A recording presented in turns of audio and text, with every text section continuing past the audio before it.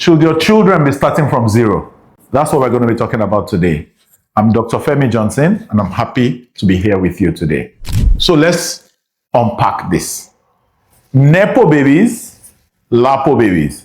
Which are you exactly? I'm sure we've heard of the concept of Nepo babies, privileged kids. What do they call them? Trust fund kids, right?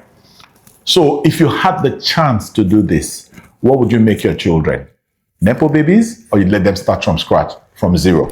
A lot of families allow their kids start from scratch, not because they don't love their children, but because one, either they didn't plan right or plan ahead, or two, because they think tough love toughens the kids and makes them more independent, more able to stand on their own. Again, it's like the story of the butterfly and the cocoon. A butterfly struggling to come out of a cocoon.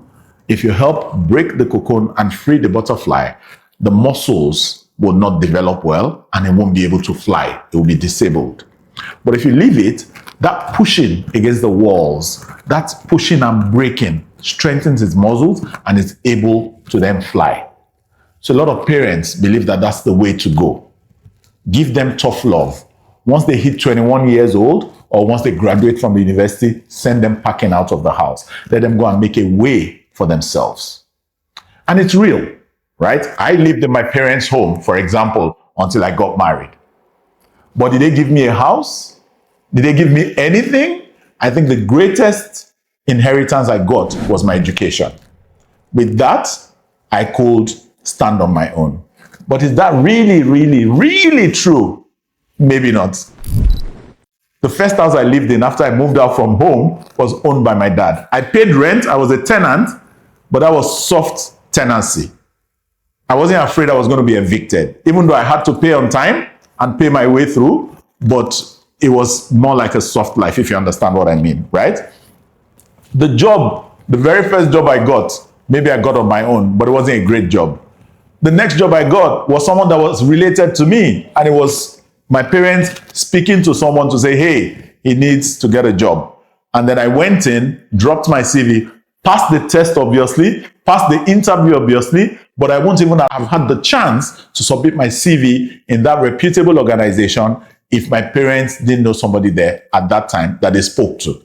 That sort of opened the door for me to get to meet someone in the HR that took me seriously enough to take my CV, schedule a test and an interview for me, which I passed, and then I got the job, right? So again, the question is, are you going to leave properties, land, buildings, network, a good name and all of that for your kids, or do you just intend to leave hope and hustle for them?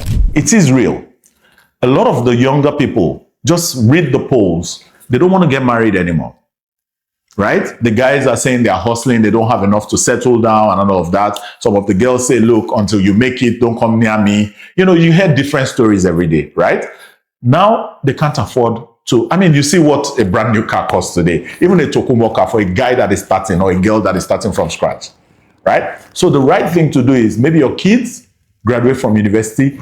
If you can afford it, help them start up. Let them start on a pedestal, on a mountaintop, rather than digging their way out of a pit.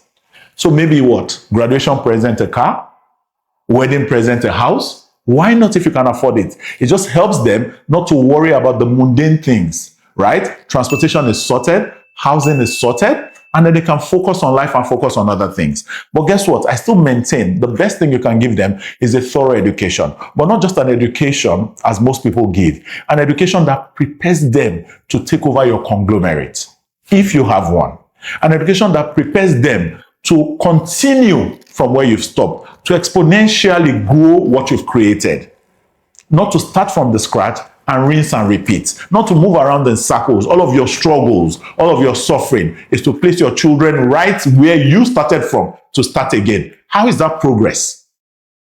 How can that be called progress? Right? So what you need to do is prepare them to run conglomerates. Take them with you when you're going to work. If you run your own business, get them involved, let them learn a trade, open their minds, let them bring new ingenuity, right? AI and all of the things that they know now that we didn't know at our time.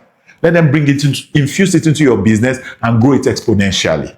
That's what it's called for, not that they start from scratch. So giving things to your children is not because you want to spoil them.